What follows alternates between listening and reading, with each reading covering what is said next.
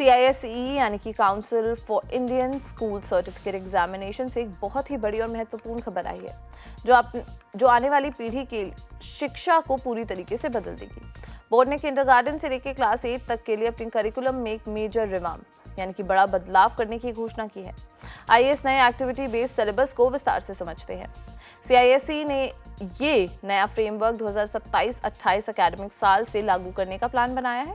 इसका मुख्य उद्देश्य स्टूडेंट्स को रोट लर्निंग यानी कि रट्टा मारने से हटाकर एक्टिविटी बेस्ड और एक्सपीरियंशियल लर्निंग की तरफ ले जाना है।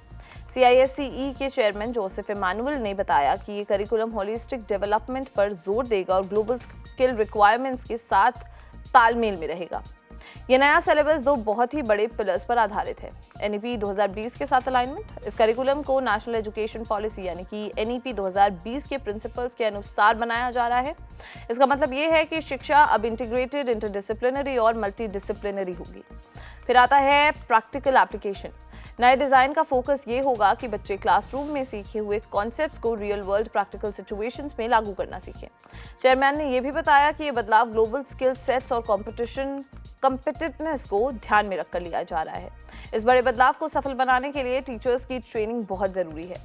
ICSE ने अपने शिक्षकों को एक्टिविटी ड्रिवन मेथड्स अपनाने के लिए ट्रेन करेगा, जिससे लर्निंग ज्यादा इंटरैक्टिव और एंगेजिंग बनेगी। इसके साथ ही ICSE स्टूडेंट्स के लिए एक डेडिकेटेड डिजिटल प्लेटफॉर्म भी लॉन्च करेगा। इस प्लेटफॉर्म पर एकेडमिक्स के अलावा एक्स्ट्रा करिकुलर एक्टिविटीज और एनवायरमेंटल स्टडीज से जुड़ा कॉन्सेप्ट भी उपलब्ध होगा। ये नाबार्डी NCERT के स्टैंडर्ड्स के साथ भी अलाइन करेगा। एडमिनिस्ट्रेटिव लेवल पर भी कुछ अपडेट्स हैं।